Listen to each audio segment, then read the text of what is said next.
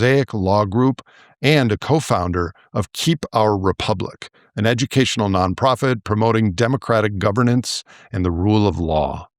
Previously, Mark served at the White House as a special assistant to President Clinton and senior director for Russian, Ukrainian, and Eurasian affairs on the National Security Council.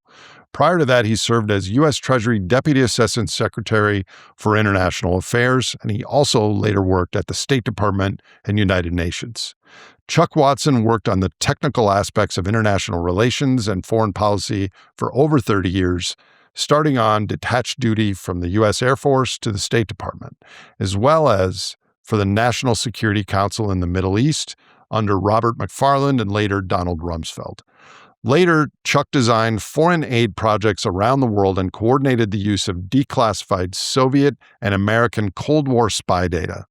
More recently, Chuck's work has focused on climate change studies and other natural hazard models, all at the intersection of military aid, intelligence worlds, economics, technology, and foreign policy.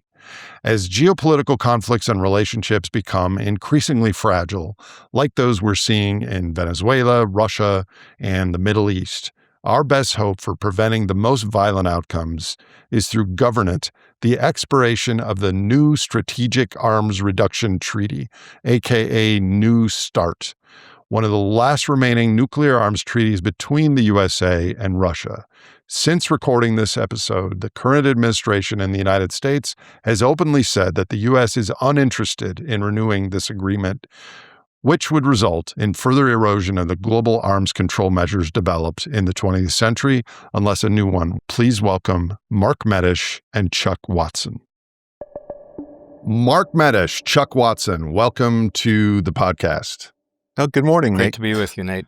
We have a lot to discuss today. Let's get right into it. Given the state of the world and the news cycle seems to be shrinking in its timeline. Chuck, you've been on the podcast numerous times, and on and off camera, we've had a lot of conversations, and you always remind me that underlying all of the problems we discuss on this platform is the issue of governance. So let's start this conversation there. Maybe you could define what is governance and how is it different than government? Yeah, Nate, that's great. In fact, we tend to have a problem because, just as you say, the news cycle, at least as we're recording this, is moving faster than we can keep up with it. And so it's easy to get lost in the minutia without taking a step back and looking at the big picture. So that's why I really appreciate this podcast, because we're able to do that. And so what is governance? Well, I take a very broad view of that question. I would say that governance is the process by which a society makes decisions. And so that's, as you say, not just government, it's your economic system. It's the hidden hand, as some writers would call it, of how your economic system causes corporations and even all the way down to individuals to make decisions. It's your society's moral and ethical underlying principles, or lack thereof, depending on your perspective. But it's more than that even. It's a critical piece that's often overlooked is the education system and what I call the information ecosystem. How does information get to various participants? And just a quick example from even this morning, Joe Lauria, and this one of the questions that we're concerned about is AI, did an exchange with Grok. And it was really interesting that Grok basically said, well, yeah, I tailor my information. Since I know who you are, I'm going to use more foreign sources than I do for the average person. To which he immediately said, well, wait a minute, that means you're biasing. And Grok was, well, yeah, but that's how I'm programmed. So that's a piece of it. But the big picture, and I'd be curious about Mark's perspective on what is this question of governance. No, I think Chuck gave a very elegant definition of governance tied to how humans and societies organize their decision making. It's a combination of rule of law and political culture, of how we guide ourselves to try to bring predictability and reliability and sort of agreed rules of engagement and deliberation into play. Now, the key thing to observe is that it's different at the national level from the international level because of the enforceability, right? National governments are able to enforce the law and, um, say, the political culture within their borders. Among countries, it becomes more complicated because of the lack of enforcement mechanisms, and that's something we've worked on as human beings and societies, over the past century or so, to try to get better international governance in place. And it's not limited to treaties; it includes diplomacy and all the interactions that create a culture of governance. Yeah, Mark, that's a real interesting point because I think even when you start to look internally at a nation, so you've got the formal legal system, but then you also have that societal norms, which is international norms. I've seen as one of my professors said it's better to think of it as international norms rather than international law, precisely because of the lack of a formal enforcement mechanism. Whereas inside a society, you have that same kind of a structure to an extent, because you're right, government reserves to itself the ability to use force to enact laws, but a lot of the secondary and tertiary interactions are actually based on norms rather than a formal legal system. That's exactly right, and it's actually. I mean, I'm a lawyer by training. It's true of the domestic situation as well. That I mean, you can write as many laws as you want, but uh, people still have to interpret and implement them. So what the law means actually depends on a sort of interpretive community of understanding and practice over time, where we say, okay, this is how we understand the norms and the principles. And that's frankly one of the challenges of constitutional law. I mean, America has the most brilliant constitution ever written, a pioneering one. It's a very elegant document, very few words actually, that were revolutionary in their time, but the interpretation of those words is actually up for grabs. And as a democracy, we've done that over decades and generations in terms of confirming how we collectively interpret those norms and implement them. And you can imagine at the international level, it's even more complicated. Uh, because we only have things like treaties and the UN Charter and so forth and so on, but no overarching authority that can enforce. I'm tempted to just put my mic on mute and let you guys talk for the next 90 minutes, but I do have a lot of questions. Staying on the definitional front, I asked about what is governance. And just real briefly, how is governance different than politics? And former House Majority Leader Richard Gephardt has been on this show a couple times, and a phrase that he mentions often is politics is a substitute for violence. So how do governance and politics interrelate? And then you both mentioned rule of law. What is that, and why is it important? And a rules-based order. What is that, and how has it shaped our geopolitical landscape? So in any order you'd like. To hit your last question first, you know, there's an interesting, at least in the international world, rule of law versus rules-based order. And this gets into some details that Mark and I have both been involved in tremendously over our careers, that, again, any law, any treaty, any agreement is subject to interpretation. And so what mechanisms do you have to arbitrate that? And so with a rule of law, you have a court system within a government. And so we, by mutual consent, say, well, if the court decides it means X, then it means X. Now, that's unraveling a little bit in the US right now, which is a scary, dangerous thing, but that's a separate topic. In the international world, there've been attempts like the International Court of Justice and tribunals like that, but ultimately, what something means if it comes under dispute is you try to handle that within the treaty mechanisms, but that's where this rule of law would basically has meant you follow the treaty and you follow the arbitration mechanisms. What has happened recently, particularly with the US, is even our presidents now do signing statements, and historically, governments have done this as well, to say, well, we think the treaty means X. And the other side may go, well, we don't really agree with that. We think the treaty means Y. And then you have an arbitration mechanism. Rules-based order is a term that the West in particular started using to say, well, we get to decide what those treaties really mean and when they apply.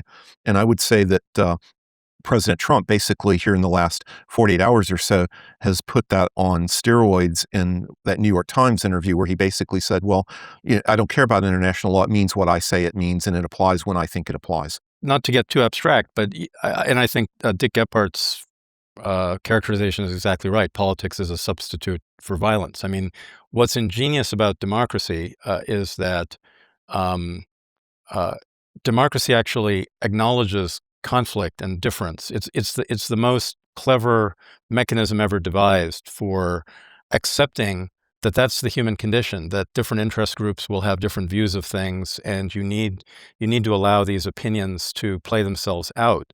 But you want to do it in a framework of agreed rules of engagement. What counts as evidence, who's the final decision maker in a given remit, and the separation of powers is part of that, right? Executive, legislative, judicial. Um, so that's this brilliant scheme that we've come up with to deal with conflict, or as Dick was saying, violence. But that's conflict. That conflict is part of human nature and part of human society. We civilize ourselves, I think, best through democracy, which is to allow the free debate, but also to set certain rules of how decisions will be made, to go back to Chuck's original formulation of it. This is about decision making. In all of this, we are still trapped in a world of interpretation, of applying laws and rules to facts, right? That's the hard part, right? It's like the law is not self-executing. We like to say we're governed by laws and not men or humans, but in fact, without humans, laws don't mean anything. And that's why I said earlier, you need both the rule of law and political culture. You need a political culture of democracy, of good faith dialogue. And as a retired federal judge once put it to me, at rock bottom, the U.S. Constitution is a gentleman's agreement to act in good faith and to be decent, because there are so many ambiguities in the Constitution that you could blow it up if you acted in bad faith. And the thing about we're saying politics is a substitute for violence, you can extend that because the law and the legal system and the judicial system, particularly at the national level, this doesn't really apply so much at the international level, is basically, if you say there should be a law to do X, essentially what you're saying is I authorize the government to use violence on my behalf to make sure X happens. And so that's where this concept of lawfare within certainly American society and American governments has become kind of toxic, because instead of using the political process to convince our fellow citizens that they need to approve of same-sex marriage or approve or disapprove of abortion or whatever the topic is, instead of convincing them and using the system so that a majority says, well, yeah, we agree with this concept, what's increasingly happened is that groups have gotten the courts and the law to enforce it at gunpoint. And that's a very dangerous process. The law really should be the last resort for that process. Even if it takes longer to get something done that you really want done, you really need to convince your fellow citizens rather than point the gun of the law at them. And so I would say that the law is sort of the last step before you end up at violence, and politics is really a better. And I agree, Mark, that a democratic political decision-making process is the best way to handle it. I think Chuck made a hugely important point about over-reliance on what some people call judicial-made legislation, relying too much on the courts as a substitute for politics. So it's kind of when we get exasperated with either the divisions or the gridlock of our politics that we begin to over-rely on courts to tell us what we mean.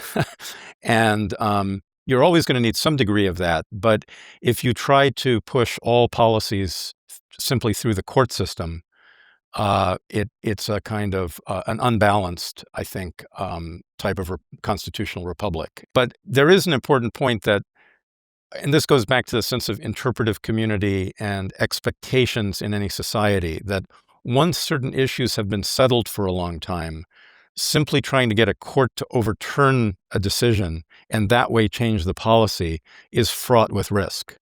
It's just, because you need this balance point between rule of law and political culture. And to use a court simply to try to change the political culture, overnight, I think is a problematic proposition. I can't help but look at what's going on in the world and the cluster of interrelated problems and broader, more than human predicament. And I wonder how much of it, of our current problems with governance, are really more of a problem with aggregate human behavior. Like, wouldn't humans 500 or 1,000 years ago kind of had the same challenges, with the only difference being there's 8 billion of us now? Yeah, that's an interesting question, and that's one that I've thought a lot about. And the thing is, America's 250 years old this year, so let's look back, or at least the Declaration of Independence says, let's look back 250 years ago. The average educated person could understand pretty much his whole world. You look at the technology, even skilled craftsmen, artisans like blacksmiths. The average member of Congress, of the first Congressional Congress, knew basic blacksmithing. I mean, he knew how to handle horses. He knew how to do those kinds of. He may not have been good at it, or it may not have been skilled at it. He'd hire someone to do it, but he basically understood the whole process of, how you got to that point of making that shoe for that horse. Well, think of the technology that we're dealing with right here. Of we're scattered across several thousand miles of countryside. Now, I understand it probably risk of hubris here a little better than you guys do, because I have a degree in electrical engineering. So but even I would have trouble starting from a mound of silicon and rare earths and describing the entire process of how we get to this point where the three of us are communicating over these digital links. And so, if you look at that from a leadership and governance standpoint, what you've done is we now are in a very different situation, that the average well-educated person cannot understand the technical, even the broad sweeps of the technical processes that make our world function. And it gets a little bit worse than that, because the people who elect them most of them are a stage even back from that, because a lot of them don't have even that level of education. I was looking at the statistics on Congress, and only a couple percent of Congress have technical degrees, or even doctors, or there's, I think, 5 or 6 doctors, but there's only, I think, one physicist in the entire Congress, one engineer. And so most people are, no offense to Mark, but they're lawyers. They don't have that technical background. So they have to rely on their staffs, who tend to be lawyers and politically oriented people as well. And then you go even a stage back from that, is you get to an issue that I think Mark and I are extremely concerned with, the issue of trust. Because, okay, what's different now is a congressman at the First Continental Congress didn't have to trust anybody to understand how a horse worked. Even 150 years ago, somebody in the Congress at the time of Lincoln, yeah, he pretty much understood how a firearm worked, and he pretty much understood about steam engines and steam trains, even if he didn't have the artisanal skills to be able to do it. How many congressmen today understand a hypersonic missile, or AI, or even how their cell phone works? Chuck, you and I are good friends, and there's this strange pattern that I like and respect. You, and every conversation we have, I somehow am surprised by a new area of thing that made me depressed, because what you just said, I hadn't really thought about it that way. Mark, do you have anything to add to that? Again, I think Chuck has put his finger on this technological challenge we face as a species. We have evolved in many ways. We live longer than our ancestors did. We're sort of in better health, probably, IQ, it's a limited measurement, but it's probably improved as a collective over time. But still, the human brain is basically what it was way back when. And that's why we should still read the classics, I would add. That's why you can still, read Homer, Shakespeare, the Greek tragedies, whatever, and get something out of it, because all of those fundamental core issues about human nature are still at play. The best of humanity and the worst of humanity is at war, sort of inside of each of us. It was something Solzhenitsyn wrote long ago, that the dividing line between good and evil runs through each individual human soul. And play that against the dazzling technologies that Chuck was mentioning a moment ago, whether it's the digital, biological, etc., nuclear, AI, all of it together.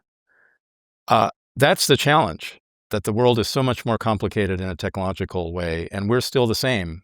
So it brings me to this point, but this key point, it's not just trust. It's let's assume that we can bring out the best in ourselves. How can we maintain human agency and control over these technologies that we have ingeniously created? And these technologies upon which our societies now depend, our lives depend, for commerce, for economics, for education, but also for military purposes and defense. How do we maintain good human governance and human agency in the face of this daunting and dazzling technology? But yeah, said at an even wider lens is, can humanity express more than raw power, which we're seeing of late when times are tough, and that is like kind of a rite of passage question for our species, I think. So we're going to get to nuclear risks and the upcoming New START talks in a few weeks from now. But I want to double click on something you've mentioned twice, Chuck, about AI, because for us to have interpretation and enforcement of laws requires human to human interaction. But now we've got AI that's kind of self-trained to your own specifics. And how does AI affect this whole governance and geopolitical dynamics that we're discussing? That's interesting. And again, I think it does in some extent come back to trust. And, we don't trust other humans anymore, or trust expertise, I should say. So how can you trust a system that even the people who designed it don't really understand? And that's taking that on steroids. But yeah, that the problem with AI, and we ran into it even in the prep work for this podcast, and that Nate and I understand you're a busy guy, and so you've got your Nate bot that you use to help you put together shows, and you fed it my podcasts, and you fed it Mark's works, and so it structured these questions and looked at things. And of course, my first reaction to it was, yeah, this is taking a lot of stuff that I said out of context because it doesn't apply in this circumstance. And so that, again, I mentioned at the very beginning of the article that came out today as we record this, Joe Lauria, in his conversation with Grok about the shipping incidents, is that you're so dependent on how you train the device and then how you continue to feed it information and what biases are built in. And so what we've done is, it's bad enough when we're dealing with other humans where you naturally surround yourself with experts who agree with you, or with information sources, whether you go to the traditional US approach, you go to CNN or MSNBC or Fox. Well, now you've got a system that is learning your biases, not just your group, it's learning your specific biases. And so from a leadership standpoint, you've completely screwed the system because you're never going to get contrary opinions. So all the leaders in the world have their own version of, as you said earlier, NateBot, that is kind of doing a positive feedback and self-reinforcement of their own training and their own prior conversations. And it's worse than that, if I can use my phrase, because again, one of the issues that we haven't really gotten to is, and it's a problem with democracy. And again, I'm very biased towards democracy. I grew up here in the US and shed blood for this country. So this is not something I say lightly, but the problem is that, and this does get back to your point, Nate, about human behavior, is that the skills that you need to get elected and become a leader in a democratic society aren't necessarily good decision-making skills. It's traits like narcissism. It's traits like self-confidence. And of course, as you and I have discussed, as a scientist, the first thing you're trained to do is to doubt your own work. And I can't tell you how many times I've looked at papers I wrote 20 years ago and go, what an idiot. Who wrote this crap? And so if you can't do that, you're not going to be a good scientist. But you're not going to find a politician who comes out and says, yes, I tried something 10 years ago and it was wrong. They're going to double down because, again, the human dynamic of, we want leaders who are self-assured. We want leaders, from an emotional standpoint, we want leaders who have this aura of knowing what they're doing and self-confidence and all those dark triad kind of traits that cause problems. But then AI is designed specifically to reinforce all of that. So if you're a leader using your president bot or whatever, it's just going to be feeding you stuff that you want to hear because it's trying to keep you engaged, unless somebody is smart enough to have programmed that to make sure that you get contradictory views. And is anyone who gets into that position going to be willing to listen to those contradictory views because they don't listen to them when humans are doing it to them? And what a mess. Mark, you have anything to add? Well, for me, this part of the discussion is all under the rubric of how do we keep all our technology pro-human? In other words, how do we always ensure that technology is our tool, not our master? So it goes back to the human agency point that technology, no matter how amazing it needs to serve our objectives, and it needs to be subject to our decision making, not somehow its own decision making. And so, there's a debate in the AI community of what is AI. There's and it's beyond my technological ability to assess. But is AI simply sort of not simply, but is it really limited to large language models which keep iterating our own data sets, or is it something that is more generative and starts deciding on its own? Machines that create their own machines, machines that create their own objectives. We've already seen some early warning signs in AI 1.0 with all the deceptive practices and manipulations that the chatbots seem to be engaging in. So they seem to be imitating human folly, but with their own objectives, if that makes any sense. And that's scary because that means that our tools stop becoming our tools and we become the tools of our tools. And that's a great point, Mark. And as I've been involved in machine learning and those kind of issues, going back to the old Fortran ELIZA program, and when I was in high school, and you know, the thing is, that question, what is AI? AI, I think, is a very deceptive term, and there are other people that have been around the business a long time that agree with that. It's really SI. It's simulated intelligence. It's what you've got behind are these big databases and algorithms that are trying to, they make you think the algorithm is smarter than it really is. But here's the point on that there is a risk that AI turns out to be not what the maximalists claim it can be. And of course, they have a whole liberation narrative about how it will transform human society and make everything good. There's a risk that AI is not that, and yet it is powerful enough to disrupt everything we've been trying to build up in terms of good governance and the architecture of human society, both at domestic levels and internationally. And that's really scary for me. That in other words, you don't have to believe that the transhumanist vision of ASI, right, is necessarily valid and realistic. It could be that it is nonetheless powerful enough to fundamentally screw us up.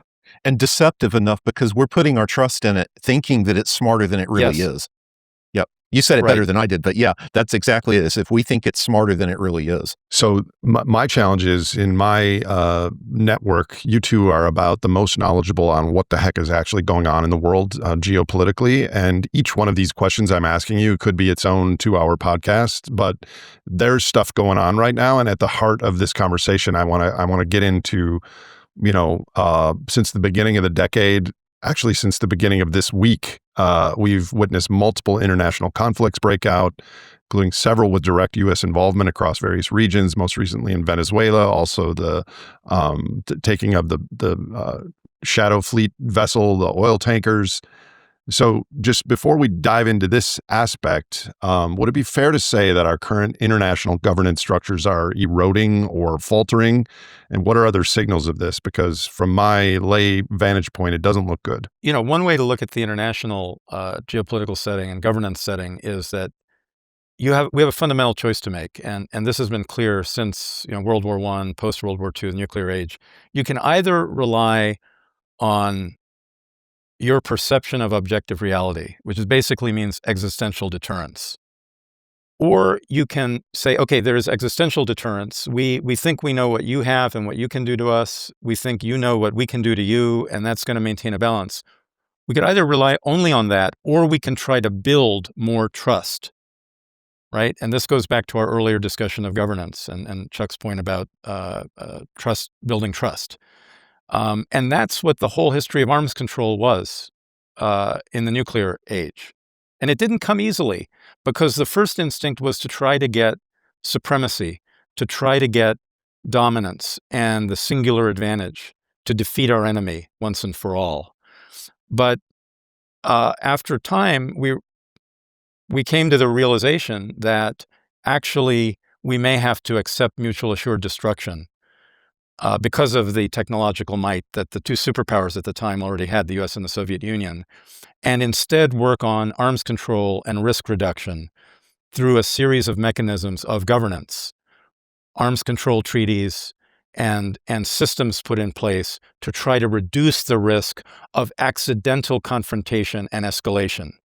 Existential deterrence is still in place. That's a great point, that we know how to do this. And if you, Yes. in our discussions, you've repeatedly said, and I agree completely, we know how to do this. You look at the history of the Intermediate Nuclear Forces Treaty, INF, is, I think, a classic case study of this. I was in Europe at the time of the Persian missile crisis, and how that evolved into what became INF. And and just in the last 24 hours, we've seen how that's played out, that by abrogating and terminating INF, we've made the world a much less safe place. And I'd like to hear your thoughts on New START in particular, because we just had an example of how that's so critical, because last night the U.S. got warning that Russia was about to launch their Orezhnik missiles toward Lvov. So it wasn't, and since there's no way to know once that missile goes, where is it, were the Russians targeting Poland? Were they targeting something else in the region? Or was it going to hit someplace in Ukraine? And so those confidence building measures of early warning, of notification, that all goes away here in literally a few weeks, is, the INF would have prevented a missile like Orezhnik from being deployed. And so the first stage is, well, that's gone. And now, so Mark, take it from. Yeah. Let me do a personal digression here, because we're opening up a big chapter. But I just want to remind our listeners and ourselves. I remind myself of this all the time. How radical the epiphany was in the early 1960s. That rather than pursuing the singular arms race to get to supremacy and dominance, a winnable nuclear war was the phrase. Instead, we really needed to hedge our bets and start cooperating to try to reduce the risk that this race to supremacy ends in Armageddon. And I have a personal connection. I don't want to be solipsistic, but I have a personal connection. Kennedy gave this historic speech, June 1963, on the American University campus, about a mile from where I'm sitting right now. And I was actually there. I was a baby in my mother's arms. My father was getting his PhD diploma. It was handed to him by JFK before he gave the speech, I guess, or right after. And that was the famous détente speech, the strategy for peace speech, where Kennedy said, and this was a big deal. He was marketing a new idea. He was saying, yes, we have big differences with those godless communists in the Soviet Union, that we've been competing with. But we have one core shared interest, and that's preserving a world in which we can have those differences and still survive. And therefore, we need to get engaged in arms control. And that led to the Limited Test Ban Treaty, which was a first big baby step on the pathway of arms control. And that led to the whole pathway, Chuck knows this history so well, of the ABM Treaty, the SALT treaties 1 and 2, the Non-Proliferation Treaty, and then the START treaties, the INF, which Chuck mentioned, which is a singularly important breakthrough that came out of the Reagan-Gorbachev dialogue in the late 80s. And then it all, New START is the thing we ought to be talking about right now, because that was a major landmark deal of not just, now remember, what are the steps in arms control treaties? One is about testing. Another is about limitation of numbers of warheads, delivery vehicles, systems, meaning systems and launchers. And then another category is the research and development around all those things, and then reduction of those numbers, right? So there are a number of elements to the architecture of arms control treaties, but all of it is made true through implementation and through those systems of cooperation that Chuck was mentioning. It's data sharing. The breakthrough in the INF Treaty is we finally agreed with the Soviets at the very end of the USSR on the availability of on-site inspection. So it wasn't just sharing information over a hotline or through computer systems or phone calls. It was on-site inspection going in both directions, so we could look at what you're doing. And of course, that's key to the non-proliferation treaty regime as well, right? And these are such interlocking agreements that when it's like that game where you pull the sticks out and eventually the whole thing collapses, open skies, which is no longer in effect. That's Totally. another, all of these supporting things that the different pieces get pulled out over time. And again, to be clear here, this isn't a Democrat or Republican thing because both sides have been unfortunate in the last, since the early 90s of pulling back on our engagement in this process. Everything we've said is very bipartisan. It really cuts across administrations. It's Republicans and Democrats have made huge advances in these areas. They've also made big mistakes individually and collectively. This is all shared responsibility, in my view. Yeah, I agree completely. And in fact, one other tiny piece of this, you mentioned research and development. Well, this development of the new generation, Nate and I had a podcast about this, the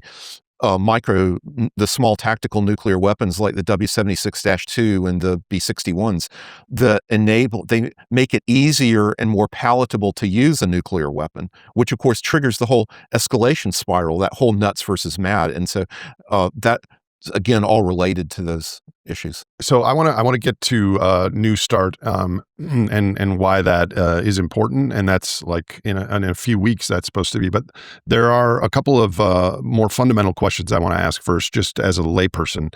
Are there any international agreements that the United States is a central part of that have any teeth at all? It seems like we're headed towards might makes right, staring us in the face. Are there any remaining that are really important and solid and respected? Non-proliferation treaty and New START. Yeah, NPT, right.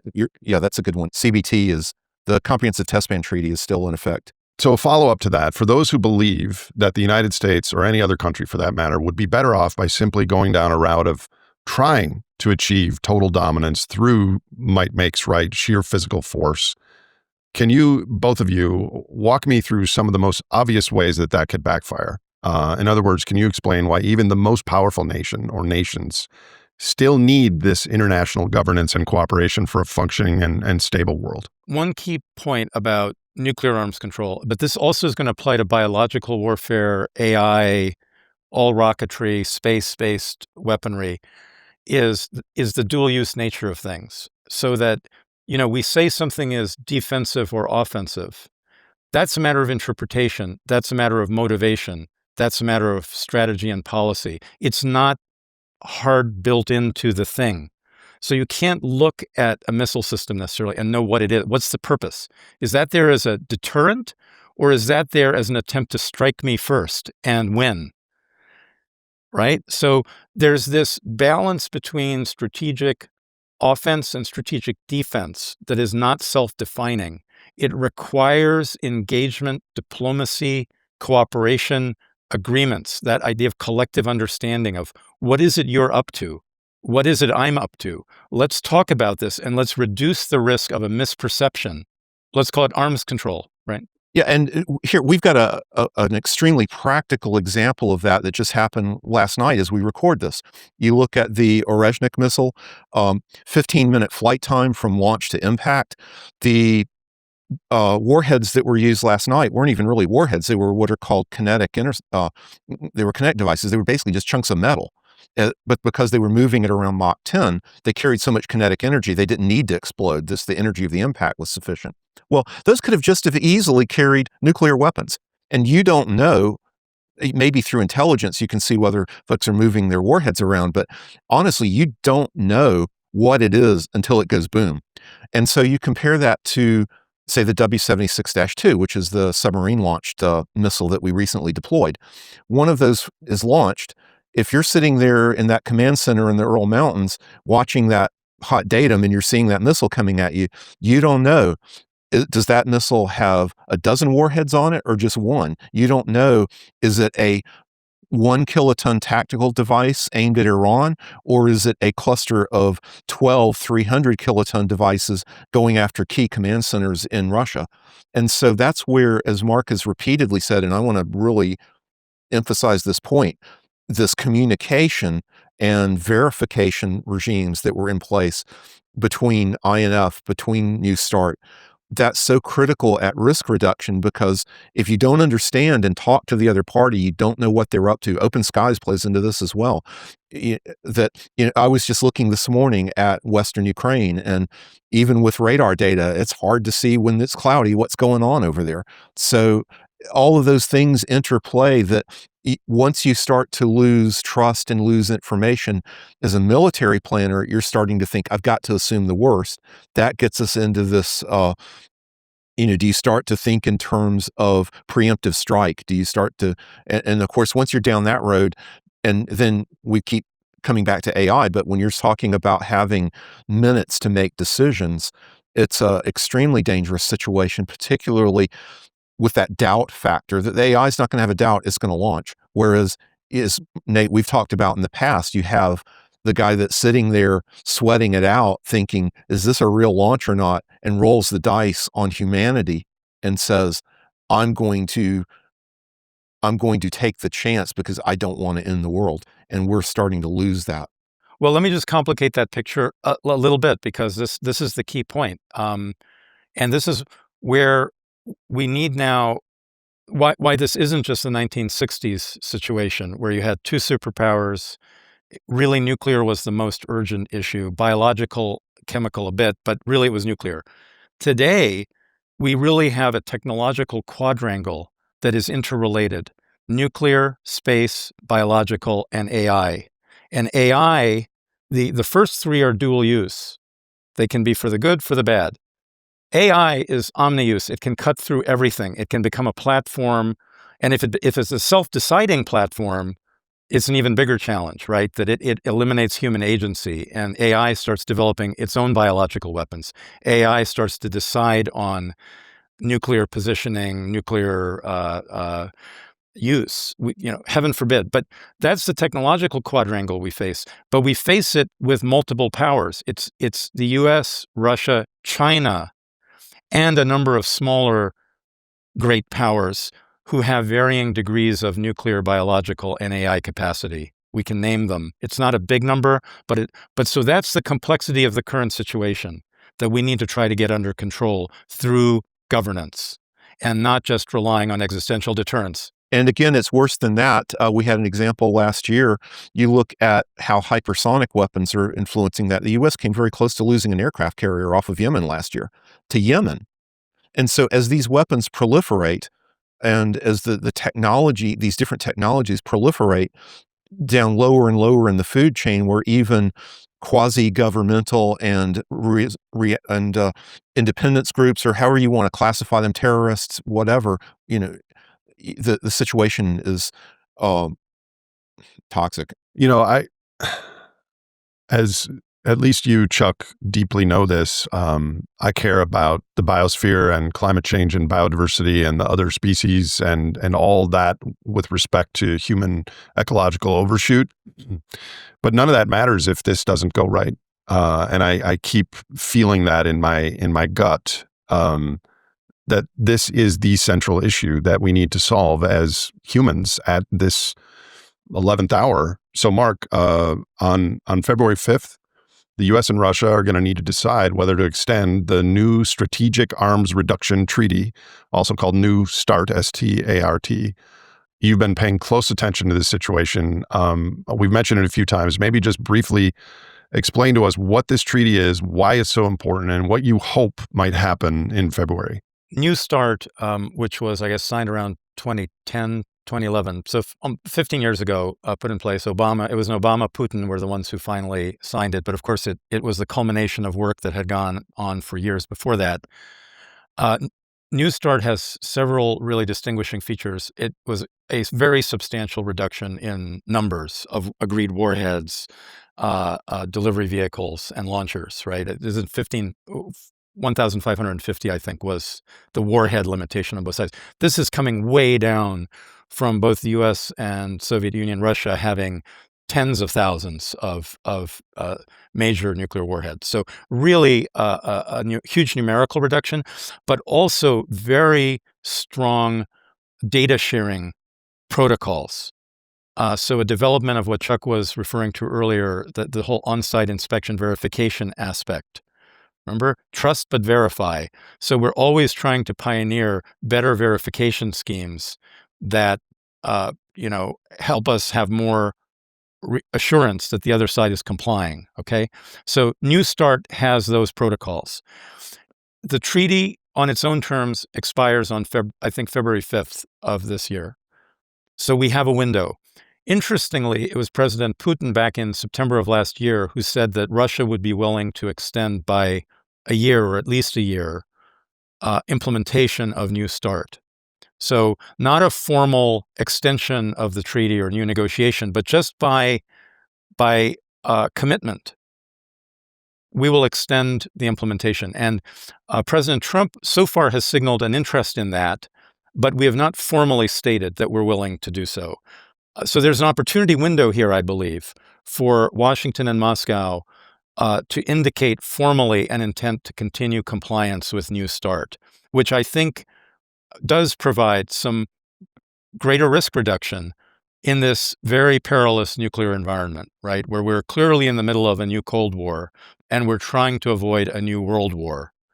And for my money, I'd rather have Cold War II than World War III, but we're edging toward the latter. And that's even as recently as I was monitoring Maria Zakharova, she's the spokeswoman for the foreign ministry, brought this up earlier this week, and that there have been several, according to her, approaches to Washington to, as you say, it's simple. Just if Trump comes out and says, let's keep this going for another year. Russia has said that's fine. That's what we need to do while we discuss whether to extend or the big complaint the U.S. has always had is, well, these treaties don't include China. But there's still plenty of time. And in fact, China just recently published their nuclear philosophy strategy document and their nuclear doctrine document. And there's a lot of openings, both with them as well as some of the lesser powers. And this kind of brings us back to this whole issue of governance, of how do we make decisions? Why is it that something simple like this, which again, as you say, would be a great de-escalatory move. It's tremendous confidence building and trust building move. Why does it seem like we can't do simple stuff like that? Why wouldn't we do it? What would be the argument for not restarting the START agreement? The argument from the military side has always been that China's not in it and that we need to build up to counter China. And this is a similar argument that was used for aborting the INF and some of the other agreements, was that, well, if China's not in it, they become such a big player that we're limited because of our agreements with Russia, but China's not limited, and therefore we have to abrogate the agreements with Russia so we can build up to face China. But of course, as we've just seen, that's kind of an absurd argument, because that screws us with respect to Russia, who is already in a position to take advantage of not being in those agreements. Exactly right. And the other vector at play here is that, the whole Golden Dome, the notion of a perfect defense is now being mooted again. And this takes us back to the Reagan-Gorbachev discussions, right? Where the two leaders had this moral awareness that, isn't it terrible that humanity is threatening its own destruction? And yes, it is. But the problem is we can't put that genie back in the bottle. We have mutual assured destruction. And any attempt to create a perfect defense is likely to trigger paranoia on the other side if it's not done in a coordinated fashion. And so I think that the reluctance to continue with the strategic arms control has to do with this pursuit of superiority or perfect defense.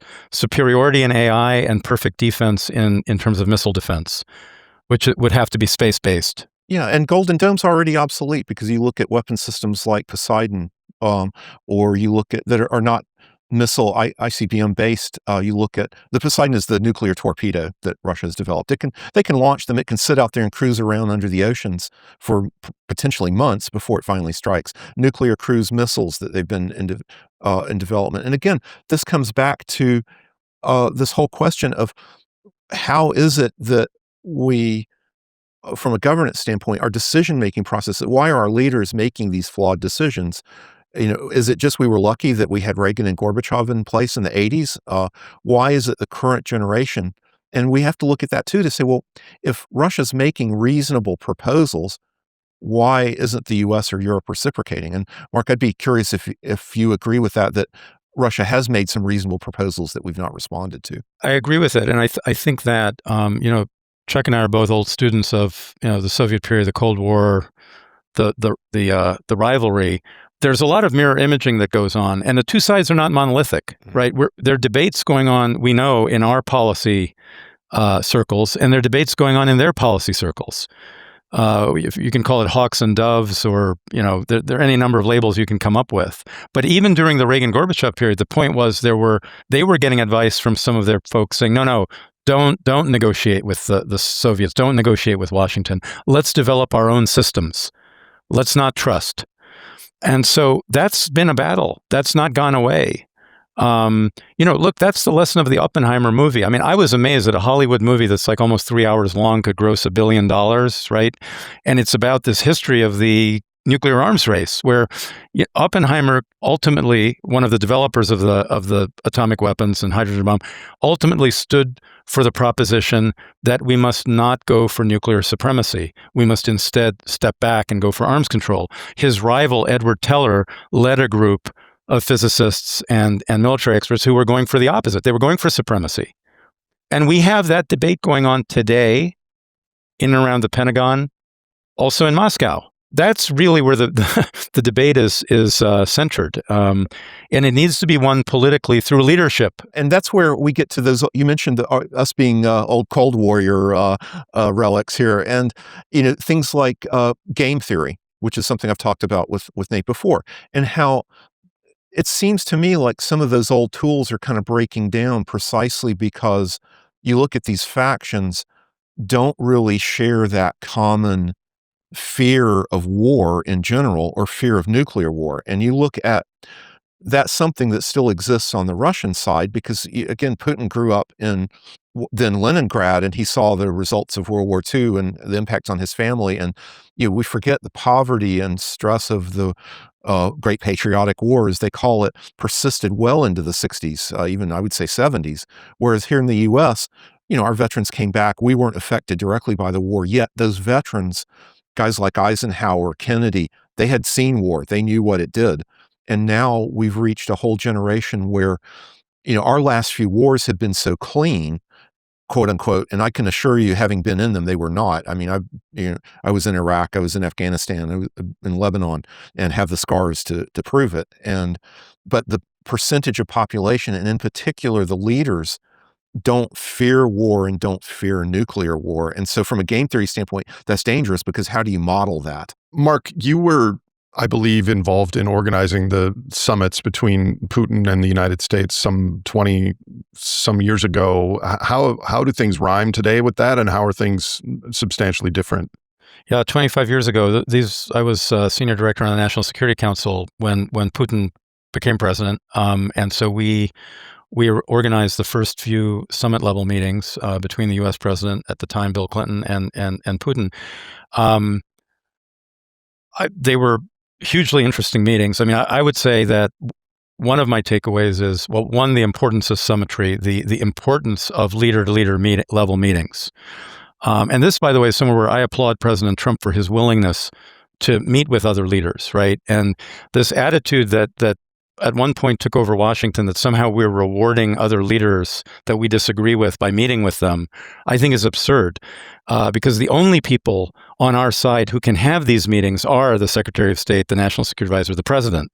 You and I can't go and do that, right? That's what they're paid for. That's what we need them for. So for us to take a position that we can't talk to other people is self-defeating. It's not in our national security interest. So playing a role in those summit agendas and meetings just reminded me of how important this level of conversation is. Second point is that, Putin evolved. The Putin we see today was not the Putin that was in evidence at that point. I think there was a lot more contingency and openness in the way the bilateral relationship could have evolved.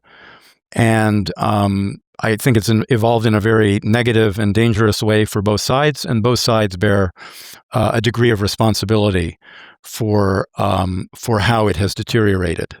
The big criticism of Putin internally was largely that he was an Atlanticist. He was very much he had been based in Germany. He had a great relationship with Merkel, and so that I agree. That's been I would go so far as to say a sea change in his attitude of abandoning engagement with the West. And as you say, there's internal and external factors as to why that happened, and you can get into debates on that. But I think that was a Yeah. lost opportunity. I agree. I mean, we made certain choices after 9/11 that because that's a wider context, and we thought that our response to 9/11 was the correct one, invading other countries in pursuit of weapons of mass destruction, or the Taliban, Al Qaeda, and all that.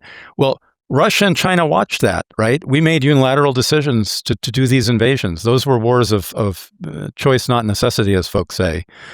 And if you're sitting in Beijing and Moscow, what's sauce for the goose is sauce for the gander. And they basically say, okay, so these are the rules of engagement. If you have the capacity to do something and you think you need to do it, you do it. And so that created an environment, I think, of increasing mistrust, and the desire to expand NATO didn't help. So the mistrust built on both sides. And Russia made decisions that I think were super unhelpful, including Crimea and Ukraine after that. So how do we get out of this mess? I don't know, but none of it was inevitable. That's the point. Human agency matters, leader-to-leader conversation matters, and we can back out of impasses, but we need to talk in order to do that, right? Like the Cuban Missile Crisis. But we need to engage. If we don't engage, there's great peril of spiraling escalation, of misinterpretation of actions of the other side due to paranoia, lack of trust. And that could lead us to the brink of Armageddon. So we've talked about AI, we've talked about face-to-face meetings, game theory, but what role does media play in governance? And is our current media environment, which is focused on clicks and virality, is it even capable of properly informing the public about issues that really matter, like this one? I don't. That's why I wanted to do this conversation with you, because I don't hear this about governance and escalatory risks. What role can media play here? Oh, it's absolutely essential, Nate. That's part of it's essential in two ways. First off, again, as a democracy, we have to have an educated, informed populace. So that starts with education. And I think, my wife has her PhD in curriculum and instruction, and she could probably eat up several podcasts ranting about our current education system and how it's too much. And Mark mentioned this as well. It's geared too much towards creating workers rather than creating informed, educated citizens. It's too task oriented, but that's almost a whole separate issue. The problem with the media is, again, it's not driven by, there's no incentive really to even inform people. The incentive is, as you say, it's entirely commercially driven. You look at the just enormous change in the last 30 years. Just as I blame MI6 for all the intelligence failure or all the intelligence nefariousness in the world, I'm going to blame CNN and Ted Turner, because that was such a change. It used to be that media, the news organizations, were prestige. They weren't expected to make money. They were expected to inform people. It was considered the great calling of journalism. But then it got commodified. And particularly after the 90s, when it was realized, hey, wait a minute, they're making money off this. So then you start to have, of course, Fox News was created. And once you start to create competition in the sense of competition in a commercial sense, then you start to get to targeting. Then you start to get to the point where what you're caring about is increasing your sales and marketing rather than even what your core purpose is, which was originally informing. So we have a double problem here, because now you've got this, I'm going to be blunt here, you've got an ignorant populace that's now electing leaders, and so they're going to cater. And this again is not a partisan thing. This because you can point to just as many on the Democratic Party side who are utterly ignorant and ill-informed about the issues that they care about, but they're emotionally vested in them. They get their information where they don't hear any contradictory voices, and worse, they've reached the point where when they hear a contradictory voice, they go, "Oh, that's not real. We don't have a shared reality. We're starting to lose our shared moral and ethical systems." And so that's again where the whole media ecosystem comes into play. No, absolutely. I mean, the digital social media just sort of accelerate and amplify the challenge and problem that Chuck was describing. And again, the human brain has not evolved. Our synapses are still basically limited to the speed that they had 3,000 years ago or a million years ago. So that's the challenge. That how do we process this ocean of information, this overload? Marshall McLuhan had the great phrase, the medium is the message. Well, that's the challenge, that we're getting suffocated by the medium. And so it all goes back to this classical challenge of human agency. Can we discipline ourselves enough to govern ourselves and to control the technology around us? And this has only become more difficult at a time when we need to be paying more attention and we need to be more engaged in actual human dialogue. Our technological media environment is making it paradoxically more difficult for that to happen. We're actually more atomized and polarized than ever before, despite this amazing ability to be connected. So somehow we have to figure out how to use this dazzling technology to build community rather than distrust and division, which is basically what's happening today. All in the name of profit and entertainment. Well, Mark, let me just stay with you then and ask you the 10 million species question.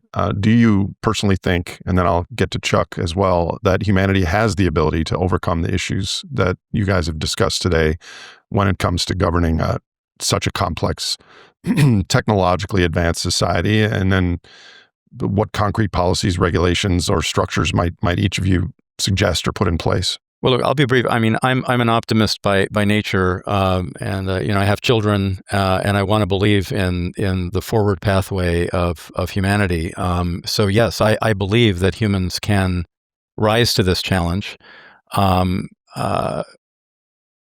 fear is that bad things are going to happen before we wake up sufficiently to take the actions needed and to get back to the governance building exercise that we had been engaged in. I think we got too complacent, we got too hubristic, and so we fell prey to the old demons of supremacy, we're kings of the hill, the sins of pride. And that this applies to the West, it applies to other countries. Somehow we've got to get back around a table together and start communicating, start negotiating. We can do this. We can do this. And, everyone now knows I worked for President Clinton, but I'm really quite nonpartisan. From a national security point of view, I want President Trump to succeed. So everything I've said in this conversation is in the spirit of we're all in this together.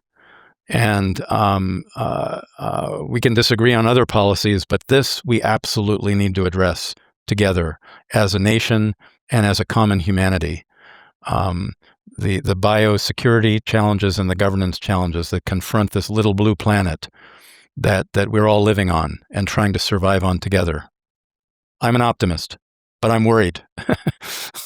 I get the feeling, like, Chuck, then I'll let you answer, that bad things are likely to happen, and looking forward 5 or 10 years and the various scenarios that unfold, would the people in power today wish they could come back to January 2026 and maybe do things different? I think that is like a really central question, because now is the time when we can maybe veer off from the current path. Chuck, go ahead. It's interesting because I've served as, in both regimes. My very first experience was as a very junior officer with, in the Reagan White House. And so I've been there as as a technical in various technical roles from, you know, Reagan, Bush 1, Clinton, Bush 2, Obama haven't really had and had indirectly even with Trump and Biden as well.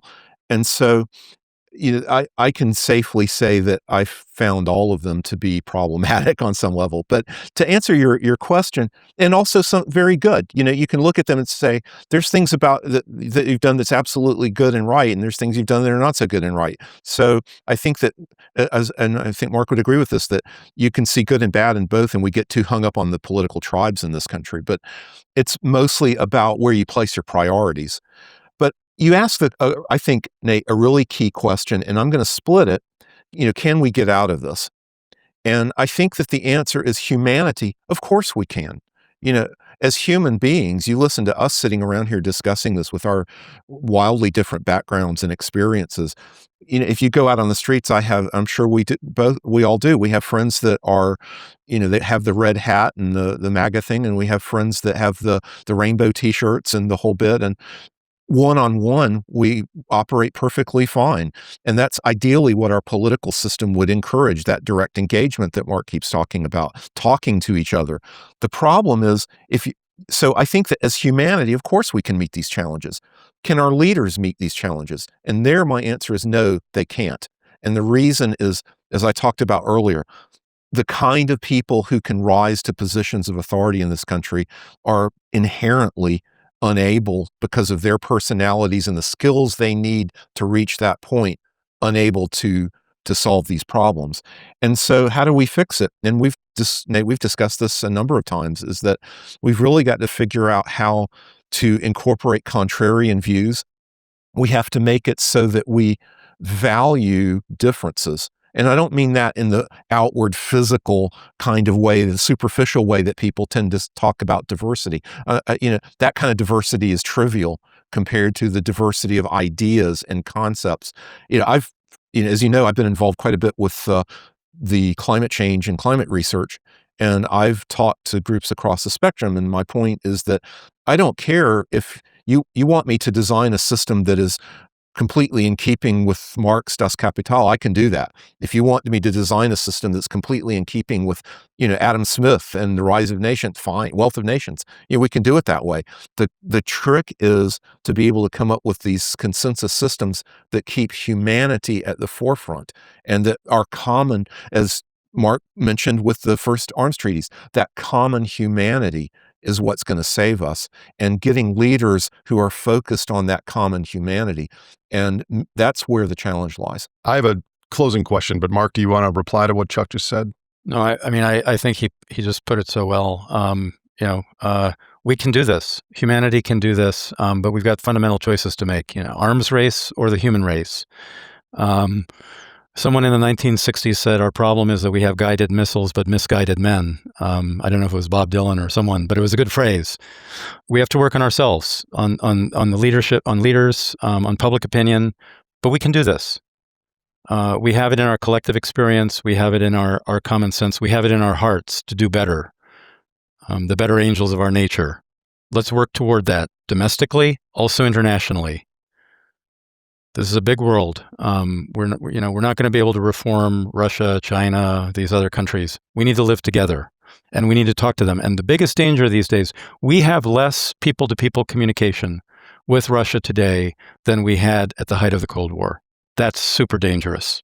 So we need continued high-level conversations without AI, face-to-face interactions on these issues. And little things like, why can't the Kirov or the Bolshoi, I went to see Swan Lake last year from the Odessa ballet, which was really beautiful. And you get to talk to people, and, they're touring the U.S. You've got why don't we do those cultural things? Hockey diplomacy that used to be the big thing, during the Cold War. That's those scientific connections. Why it's increasingly difficult even to have scientific exchanges across the the boundary. I had a podcast recently with Anastasia Makareva on the biotic pump with forests in the world, and she told me how Russia is denuding its own forest with industry. But this is a global problem, and it just strikes me as humans the world over are kind It's of a human problem. yeah. I mean, but my point is that the average people around in any country, we care about love and our dogs and our family and soup and forests and all the things. And somehow we've snowballed into this situation. And there's that famous song that Sting did, "The Russians love their children too." If you remember, if you're old enough to remember the '80s, so we've lost that. And gosh, we could have a whole separate long discussion about the destruction of the peace movement in this country and how the political left used to be very much all about talking to the Russians and going back and forth. And now, the political left in this country has become almost as bad warmongering as what we call the political right. It was nice to see that Representative Luna was asking about, or getting some members of the Duma to come over and talk. Mark, I see you had something on that. Yeah, no, I mean, the peace movement, it wasn't all just touchy-feely. There was some wisdom in it. And I go back to that great line from All Along the Watchtower. Time to stop speaking falsely now. The hour is getting late. That's where we are. That's probably a good point to stop on. Well, we could stop there, but I'd like to end on a somewhat engaging note, because some people listening might feel this conversation has been, even more than most, a bit of a gloom fest. So do you have recommendations for the viewers for finding and reclaiming agency in this rather fraught situation, either in their own lives or politically? Engage in American democracy. This is what we do so well. Talk to your representatives.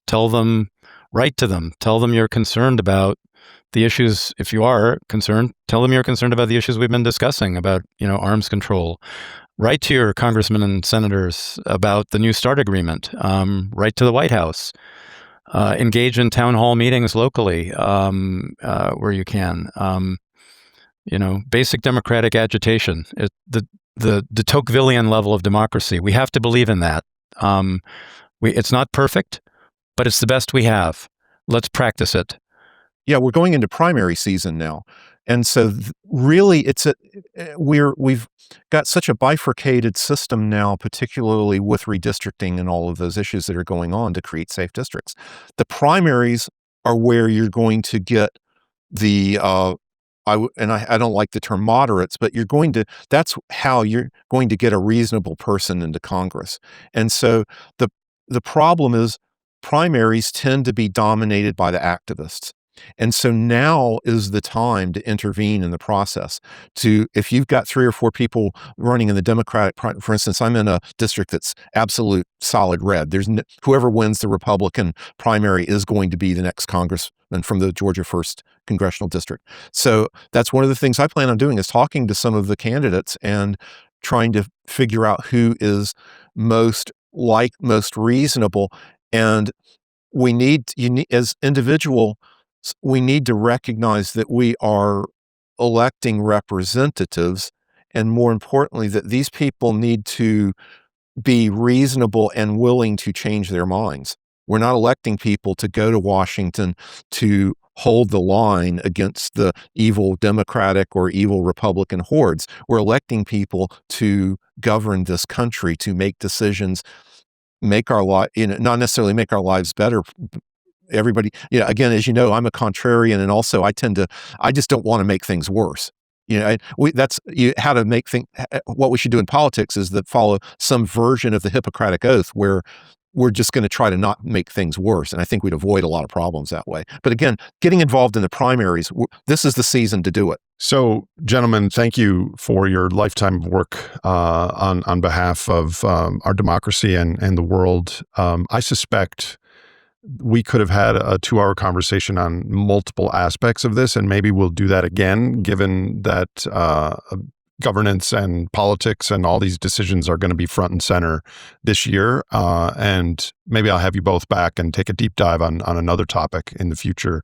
Mark, this is your first time on the podcast. I'll leave you with the closing word. Well, thank you again, Nate. Honored to be with you, and thank you for this opportunity. Let's all work to make this a happier new year, and let's believe in the operating system of American democracy that has accounted for our prosperity and for peace. Let's not throw away the operating system, even if we have policy differences on other issues. We need to preserve the operating system, not throw it away. Thank you both. To be continued, my friends. Thank you. If you'd like to learn more about this episode, please visit thegreatsimplification.com for references and show notes. From there, you can also join our high-low community and subscribe to our Substack newsletter. This show is hosted by me, Nate Hagans, edited by No Troublemakers Media, and produced by Misty Stinnett and Lizzie Siriani. Our production team also includes Leslie Batlutz, Brady Hyan, Julia Maxwell, Gabriella Slayman, and Grace Brunfeld. Thank you for listening, and we'll see you on the next episode. Hello, everybody. My name is Paul Beckwith, and as you're probably aware, the World Economic Forum has an annual conference in January of each year in Davos, Switzerland, where many different facets of world governance, etc., are discussed. And in past recent years, this conference has just become really a meeting place for the uber rich, the very, very wealthy in the world. Now, I talked about the risks that the World Economic Forum are looking at, global risks, and how the risk matrix has changed significantly for moving forward over the next year versus the previous year, and the reasons for that. What I'm going to talk about here is an Oxfam International report called Resisting the Rule of the Rich, Protecting Freedom from Billionaire Power. So for about the last decade or so, they've been looking at questions of inequality and of the ultra rich, the billionaires, basically taking over media organizations, buying politicians, and basically subverting democracy in favor of autocracy or oligarchy. So let's have a look at what Oxfam International has come out with this year. But before I do that, this is the Davos website, the World Economic Forum for annual meeting in Davos, Switzerland. So basically world leaders from government, business, civil society, and academia, they're meeting in Davos. It started a couple of days ago. They're looking at global issues and priorities and so on. So they've got a lot of information on the website, and you can go and have a look at, so these are the highlights, but you can look at the program and the themes and get sort of an idea for what they're talking about. So this is the program, for example, for today. And, you can watch these sessions. Most of them you can watch live, or you can watch the recordings of them. And I just want to point out, towards the end of the session, Macron, president of France, spoke, but Carney spoke. Mark Carney, Canada's prime minister, spoke, and it's all over social media now. It's well worth watching his speech. I've read some of the excerpts from the transcript, but I haven't actually watched it yet, but I will do that for sure, because people are saying it was incredible and there was a standing ovation, etc. In separate news, Canada's previous Prime Minister, Justin Trudeau, spoke about soft power. Apparently he's there with Katy Perry in other news. So this is the Oxfam International website, and basically they put out this report. So every year for at least the past 10 years, they produced a report on the state of global inequality, and they've released it just before the Davos World Economic Forum conference. So it's called Resisting the Rule of the Rich, Protecting Freedom from Billionaire Power. It focuses on how the super rich use their extreme wealth to buy politics, media, and justice to defend their own fortunes, dismantle and destroy progressive policies, and strip away our basic civil and political rights. So a couple highlights. Billionaire fortunes have grown at a rate 3 times faster in the last year than they did on average in the previous 5 years. So the rate of growth of the amount of money that billionaires have has greatly accelerated. And they talk about, so billionaire wealth rose by more than 16% in 2025. And we're talking about $18.3 trillion. Huge amount. Since 2020, billionaire wealth has grown by 81%. So these stats are pretty shocking. The number of billionaires surpassed 3,000 for the first time. The level of billionaire wealth is now higher than at any time in history.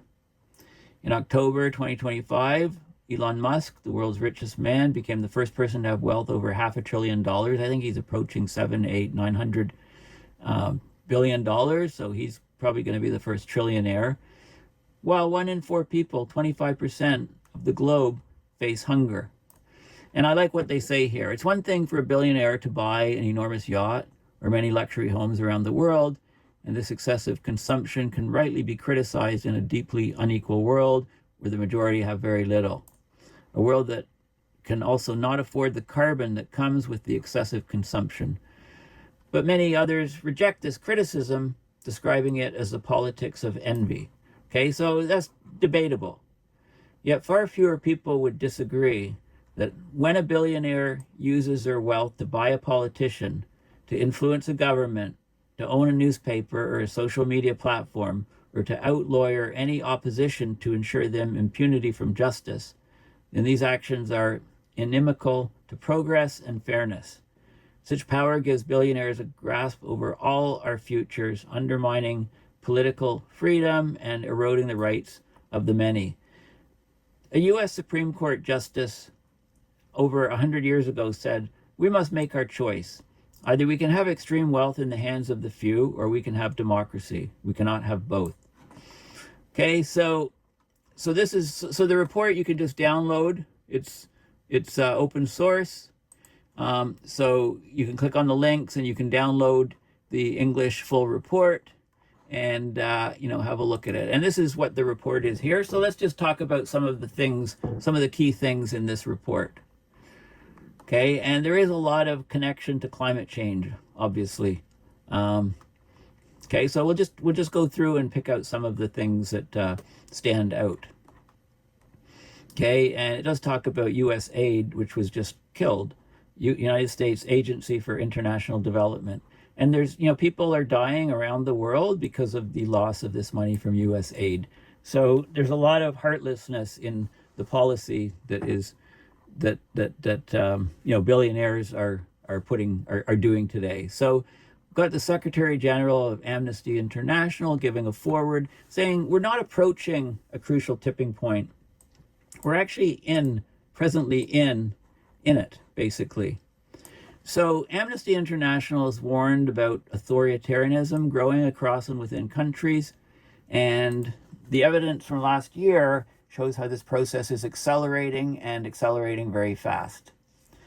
So 1 year on from the inauguration of Trump, we've seen around the globe how leadership that prioritizes military investment and foreign policy deal-making and rejects human rights protections and multilateral commitments is multiplying, and it's already done dangerous damage to hard-won equality, justice, and dignity gains of the past 80 years the world over. Okay, so we're seeing a relentless rise of the super rich. Over the last year, billionaire fortunes rose 3 times faster than they have in the 5 years since 2020. First trillionaires on the horizon. 1 in 4 people are worried about not having enough food to eat, having to skip meals to get by. Ordinary people's lives are becoming impossible to afford. Okay, so authorities in a broad sweep of countries have employed authoritarian practices, introduced new measures to restrict freedom of expression, association, and peaceful assembly. It goes on and on. So things are heading the wrong direction. Let alone what's going on with the climate and with other factors. But this is a very hard-hitting report, actually, and it's well worth reading. So the executive summary is a choice, basically: oligarchy or democracy. Migrants aren't robbing you, billionaires are. So many people are blaming migrants right? There's a lot of propaganda from the media, social media, etc., that migrants are the problem. They're robbing you. Get rid of all the migrants. But when you look at where the concentration of wealth is going, where the money is going, it's going to billionaires. Okay, and they're scapegoating migrants, but that's not the reality.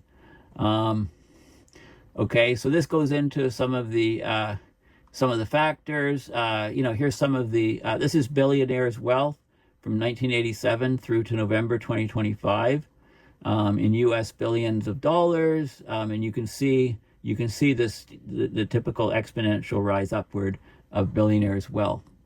So in 2025, it increased 3 times faster than the annual rate over the previous 5 years. One study found that more unequal countries are up to 7 times more likely to experience democratic erosion than more equal countries. Here's a kicker. Billionaires are over 4,000 times more likely to hold political office than ordinary people. The amount of wealth gained by the world's billionaires over the last year is enough to give every person in the world $250 US and still leave the billionaires more than 500 billion richer. And here's another, this is a very startling fact.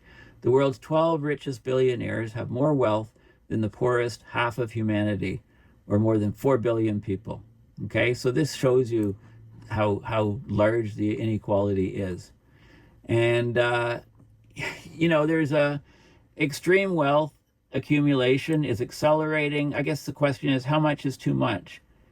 The case for an extreme wealth line. There was a philosopher, Ingrid Robbins, who set out the philosophical case for a legal limit on private wealth.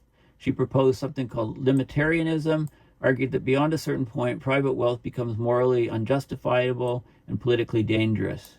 Just as societies define a poverty line to identify when someone has too little, we should, the argument goes, define a threshold for when someone has too much, an extreme wealth line. She proposed 10 million. There's an organization called Patriotic Millionaires. They found that 1/3 of the millionaires who they surveyed supported a US 10 million extreme wealth line. How about making it like $1 billion to start off or something, and then lowering it over time? It doesn't have to be all or nothing. So this is a trend of billionaires' wealth, again, increasing significantly, even just from 2014. And this is food insecurity around the world. I mean, food prices are going up. Many people are becoming food insecure. Life's becoming unaffordable for everyday people everywhere. Okay, the reduction in poverty is ground to a halt. Poverty is rising again. In 2022, nearly half of the world's population lived in poverty. Okay, so poverty levels are starting to rise up. Looking beyond income to other aspects of poverty, 1 in 4 people worldwide face moderate or severe food insecurity. The number increased by 42.6% between 2015 and 2024. Ordinary people worldwide are seeing the cost of food rise relentlessly. This includes 92 million food insecure people in Europe and North America, which are some of the richest regions in the world. Okay, and they go on and give more details. As we're seeing democracies being hit hard and suffering, we're seeing democratic erosion. There's an undermining of checks and balances, like the judiciary or legislature in many countries. Restriction of civil liberties is occurring, manipulation of elections, and the normalization of authoritarian practices. Okay, so we're seeing what we saw in the US in 2025, we saw the inauguration of a billionaire president with a cabinet that includes multiple billionaires backed and bankrolled by the world's richest man, Elon Musk, who became US President Donald Trump's right-hand man before his spectacular fall from grace. Okay, so as economic resources become more unequally distributed, so too does political power. Okay, so the super rich have built their political power in 3 main ways. They've been buying politics. That includes buying politicians, investing in legitimizing elite power, directly accessing institutions of governance. Billionaires and the super rich have long used their vast wealth to buy politicians and political parties, subverting the power of the majority in favor of an unjust system of $1, 1 vote. The World Values Survey found that almost half of all people surveyed perceived that the rich often buy elections in their country. By 2024, 1 in every $6 spent by all U.S. candidates, parties, and committees came from donations from just 100 billionaire families. Billionaires and the super rich increasingly dominate media and AI. Over half of the world's largest media companies have billionaire owners. 9 of the top 10 social media companies in the world are run by just 6 billionaires. 8 of the top 10 AI companies, which overlap with media companies, are billionaire run, with just 3 commanding nearly 90% of the generative AI chatbot market. And, it gives examples of what's happening. Okay, so billionaire-owned media systematically neglect the interests of people living in poverty, women, and racialized groups. There's a 2023 article. Over 11% of the world's billionaires have held or sought political office. Billionaires, Oxfam numbers estimate that billionaires are at least 4,000 times more likely to hold political offices than ordinary people. Okay, so there's huge inequality, and democracy is greatly suffering. And what happens? Well, supported by far-right parties and media platforms, many of which are owned by the super rich, governments systematically stigmatize and scapegoat minorities like migrants, immigrants. In country after country, migrants are used as scapegoats for a host of social ills, including crime, shrinking welfare provisions, and the rising cost of living. So a 2024 poll in Canada found that 35% of Canadians surveyed believe immigration increases crime levels, driven in part by misleading news reports, social media, and right-wing politicians. Okay, as AI continues to advance, we're going to get more and more misinformation and disinformation. So things are looking pretty dire. People look across the room and they might blame somebody of color, a migrant, for all the ills. Meanwhile, the money is all accumulating into the billionaires. It's incredibly powerful propaganda. And when you own the media, you can really spread these things. So the choice is basically oligarchy or democracy. So to create a fairer future for everyone, this Oxfam report, recommends countries must radically reduce economic inequality. They need national inequality reduction plans. The political power of the super rich has to be curbed, right? And there's lots of different ideas to do that. Build the political power of the many. Ordinary people become powerful in a political system where they're incentivized or motivated to influence decision-making despite structural inequality. Okay, so civil society, organizations, etc. A people's movement, if you like. Okay, so and then they go into so that was the executive summary, and then they go into great detail about the inequality, right? The oligarchy. Record-breaking year for billionaires in 2025. For the first time, more than 3,000 billionaires in the world, reaching a record wealth, 18.3 trillion. That's a gain of 2.5 trillion just in 1 year. So it went from, 15.8 trillion to 18.3 trillion. That's a huge increase, an increase of 81% since 2020. 16.2% increase. Okay, so it's just gaining, going up like crazy, basically. So some of these charts and plots are repeated. How much is too much? The idea of hunger, number of people living in poverty. This is with 2% economic growth. With 2% economic growth plus 2% reduction in inequality. So if we just start reducing some of the inequality, we can have much less poverty. I think that these things aren't rocket science. They're pretty clear. Billionaires are cashing in on the hunger crisis. Since 2021, food prices have risen more sharply than the price of other goods and services, far outpacing wage growth. So there's an undue burden on people living in poverty who spend a higher percentage of their income on food. In 2024, around 2.3 billion people were facing severe or moderate food insecurity. That's 335 million people, more than in 2019, women disproportionately affected. Today, 2.6 billion people around the world face food insecurity, can't afford a healthy diet. The cost of a healthy meal in 2024 was 30% higher than in 2020. Right? So the statistics are all there, rising debt and so on. Rising debt, rising poverty. 2.8 billion people around the world lack adequate housing, 1.12 billion living in slums and informal settlements.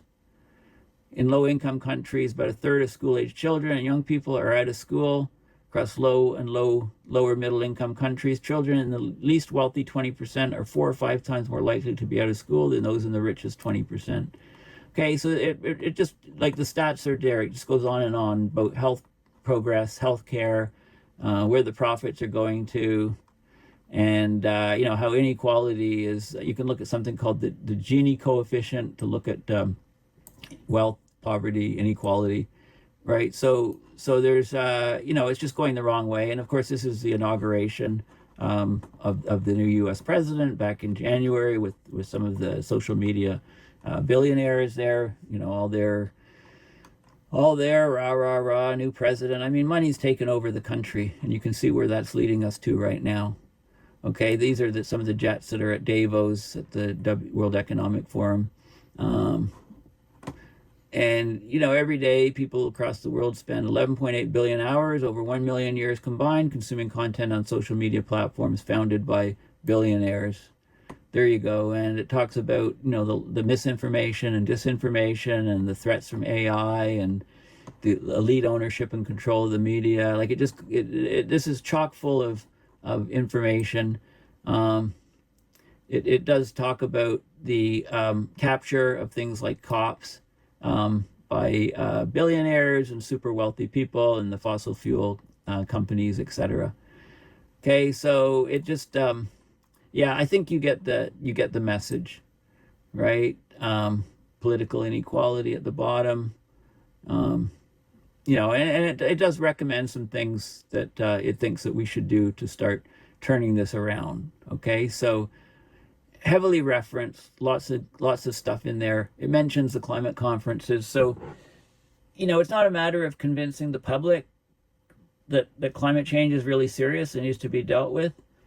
We realistically have to look at the power structures in society. And, if some of these billionaires can be convinced that climate change is a huge deal, then they'll start doing some things about it. Probably pulling carbon out of the atmosphere and probably putting particles up in the stratosphere to cool the planet, because those are things that are within the reach of most of these billionaires on the planet. So trying to get the general public to understand what's going on, though the general public isn't controlling the levers of power in our society today, it's the billionaires. And as power and money gets concentrated into fewer and fewer of these people, then all that needs to be done is a couple of them need to be convinced of the severe threats that we're facing. So instead of just building bunkers in New Zealand, which is what they're presently doing, we can actually maybe get some action taken on climate change if some of them can be convinced of the seriousness of the problem. Anyway, thank you for listening.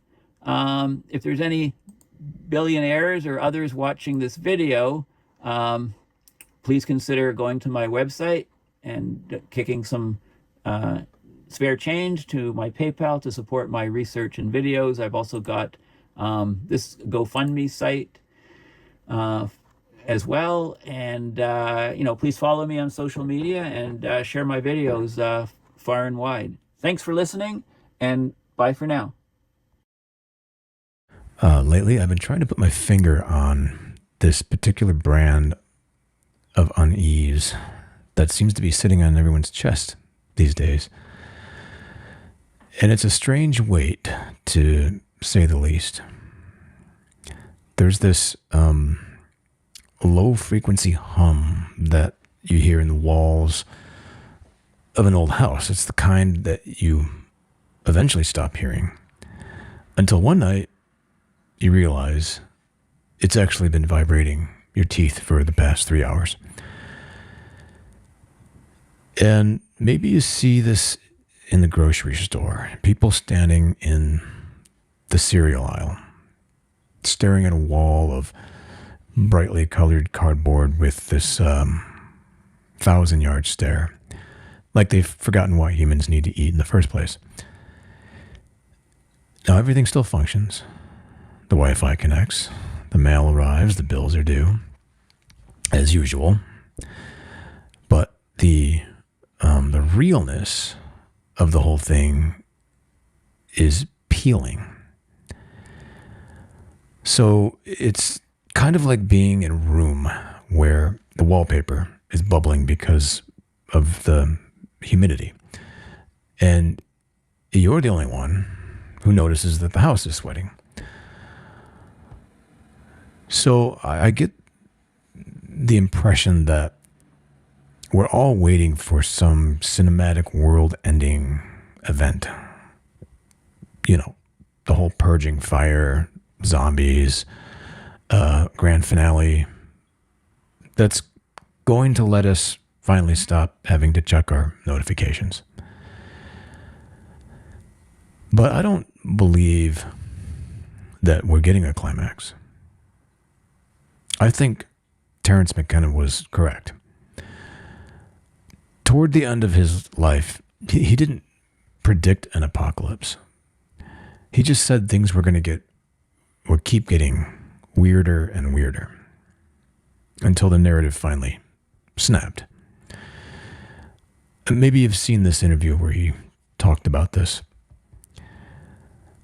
And looking at the state of, well, take your pick, I think the snap already happened at some point, and we're just the ones left standing in the silence trying to figure out why the script doesn't match the movie anymore. Now, before we go too far down the rabbit hole, I should probably tell you a little about who Terence McKenna actually was. In case you haven't spent your life reading obscure philosophy or hanging out in the weirder corners of the internet. So he was an ethnobotanist with a silver-tongued, well, he was kind of a silver-tongued orator, I guess. And essentially he was I guess you could call him the intellectual godfather of the psychedelic underground. But forget the tie-dye cliches. McKenna was more like a cartographer of the fringe. So he spent most of his life studying how plants, chemicals, technology mess with the human consciousness. He was the kind of guy who could talk for 5 hours straight about the various topics such as, the end of history, the birth of language, the nature of time. And he could do all this without ever really losing his place. So some people called him a visionary. Other people called him a crackpot. But whatever the case, the thing is, he had this uncanny ability to describe the feeling of the future before it actually arrived. So he wasn't just a guy talking about mushrooms. He was trying to build a map for a world that was about to lose its mind. He saw that coming. Now, when you bring up McKenna, people usually expect you to start talking about machine elves or 5-gram doses of dried, mushrooms in a dark room. And look, that's a fun Saturday for some people, of course, but that's not the point here. I think McKenna's most sober observation was about novelty. So he had this idea that history it's not a straight line, and it's not a circle. It's more like a tightening spiral. And as we get closer to the center, the intervals between new things being thrown at us get shorter and shorter. So in the 1800s, you could live your whole life, and maybe one or two big things would change.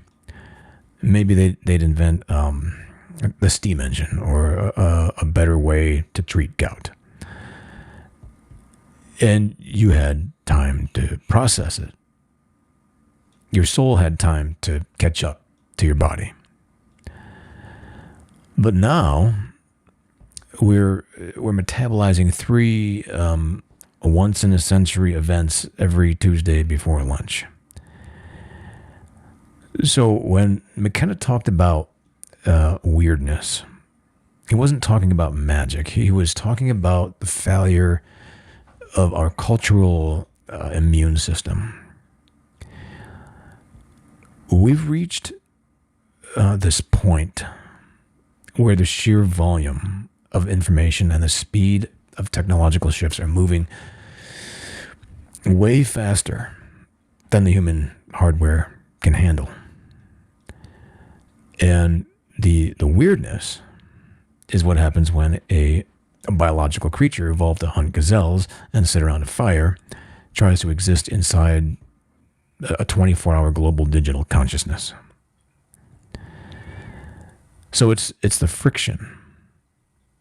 It's like we're being dragged behind a car that's accelerating, and we're trying to pretend that we're just out for a very fast jog.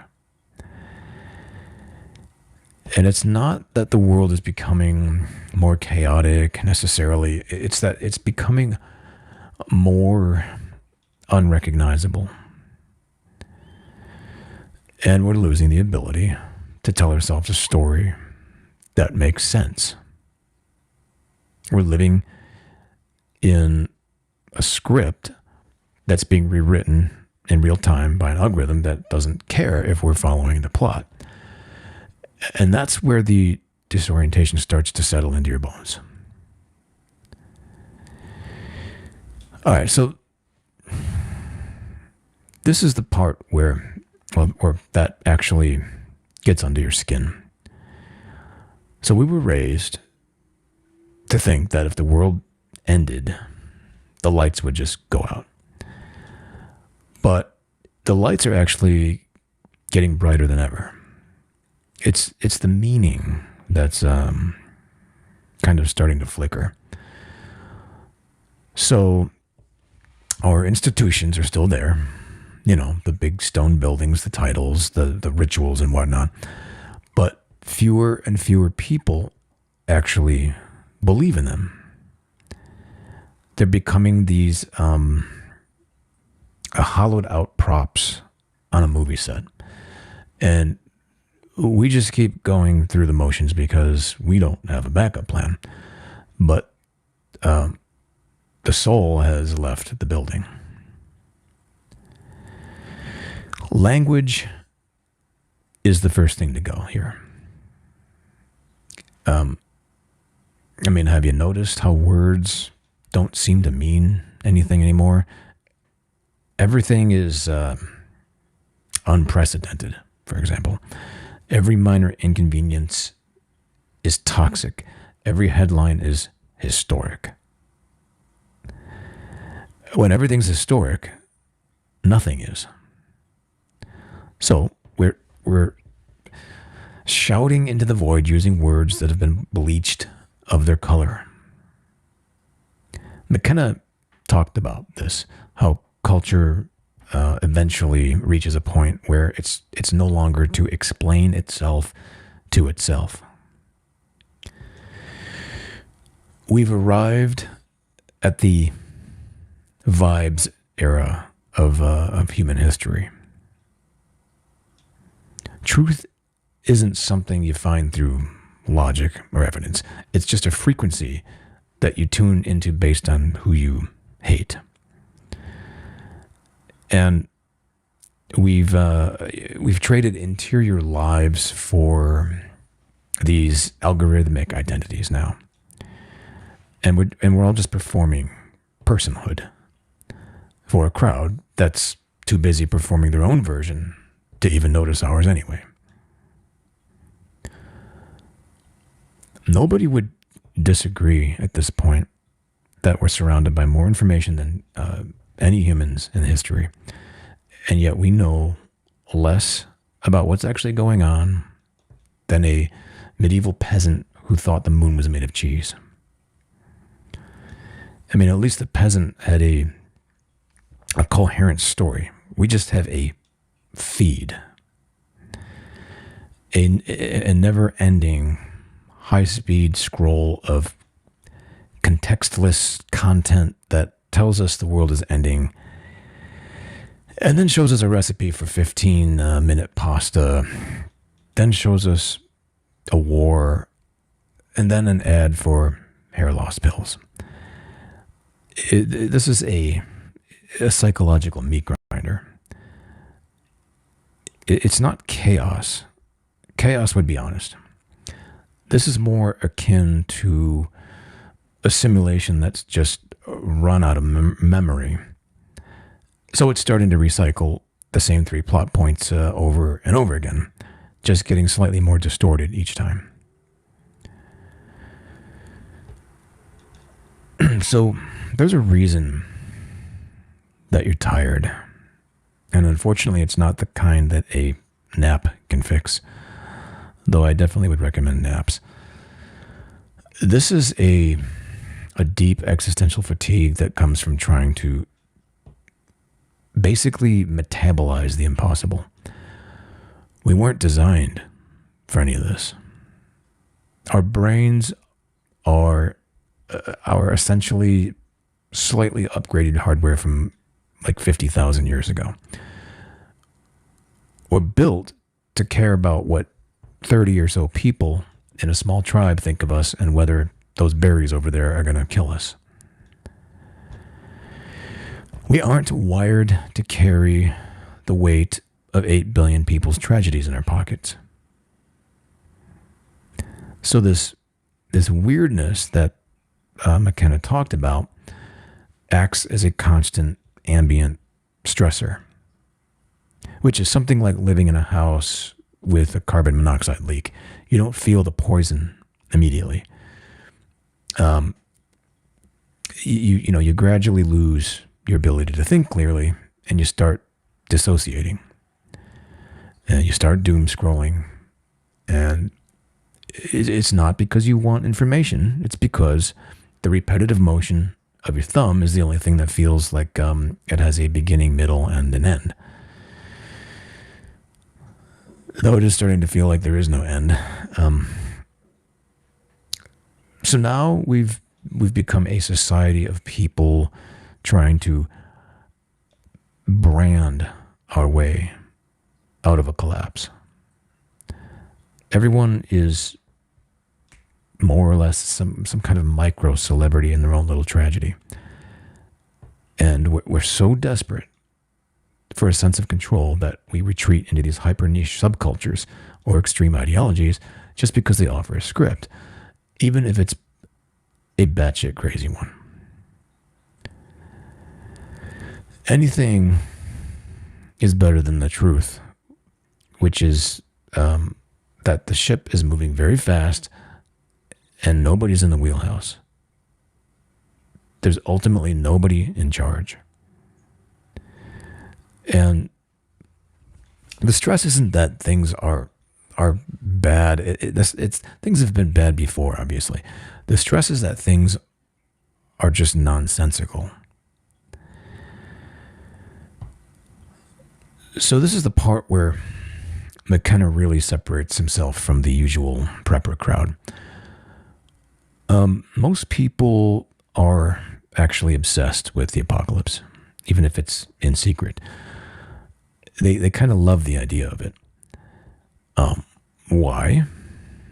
Because an apocalypse is like a clean break. It's a reset button.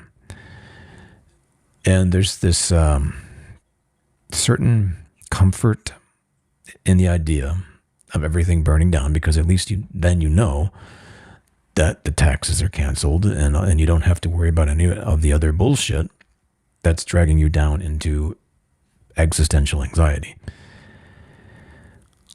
But I think McKenna's vision is actually significantly more haunting, because he didn't promise us a climax. He promised us a ramp. So he suggested that we're moving toward a transcendental object at the end of time, which sounds rather mysterious, but in practice, it just looks like things are getting increasingly synthetic and strange until the concept of normal is like a museum piece. We're basically standing in this hyperreality, waiting for the trumpet blast, but instead, we're immersed in AI-generated deepfakes of dead celebrities trying to sell us life insurance or something. And we're getting politics that feels like a professional wrestling match where both guys are in on the script, but it's the audience who are actually bleeding. We're getting this reality that feels more and more like a fever dream that we just can't wake up from. And there's no big bang at the end of this. There's just this gradual thinning of reality. It's the feeling of being in a car that's accelerating toward a wall, but as you get closer, you realize that the wall is just a hologram, and you're just going to keep accelerating through an infinite series of holograms forever. And that's the weird part.